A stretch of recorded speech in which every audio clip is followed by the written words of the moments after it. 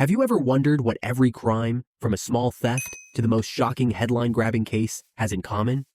What if I told you there are just 3 key elements that connect all criminal acts, and without them, a crime legally doesn't exist? From an early age, we're exposed to crime stories in movies, TV shows, and news headlines. But how much do we actually understand about the laws that govern these acts? Chances are, not as much as we think. Let's uncover the secret behind criminal law, one of the most fascinating and essential parts of the legal system. Spoiler alert, it's simpler than it sounds. Criminal law boils down to 3 critical decisions: criminalization, enforcement, and adjudication. But to truly grasp this topic, we need to start with the foundation: criminal liability. In other words, what the government needs to charge someone with a crime. Let's dive in. Well, the general rule is pretty simple. Again, there are 3 things, called elements, that the prosecutors need to establish. There are an additional 2 elements that sometimes will be present. First, there must be an act and harm resulting from that act. This element is known as Actus Reus, Latin for guilty act.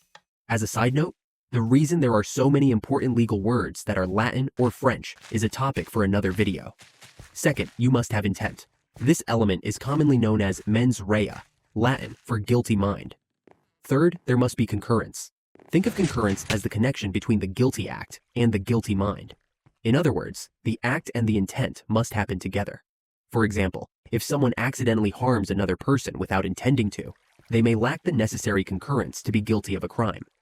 Now, let's briefly touch on the 2 additional elements that may apply in some cases: causation and attendant circumstances. Causation means there must be a clear link between the act and the harm caused. Prosecutors need to prove that the defendant's actions directly caused the outcome. For instance, if someone pushes a boulder down a hill and it injures someone, causation connects the push to the injury. Attendant circumstances refer to specific conditions or facts that must exist for an act to be considered a crime. For example, trespassing might only be a crime if a person knowingly enters private property without permission. By understanding these 5 elements, Actus Reus, mens rea, concurrence, causation, and attendant circumstances, you'll have a better grasp of how criminal liability is determined in the legal system. And that's just the beginning. The world of criminal law is complex, but it's also fascinating and deeply tied to how we define justice.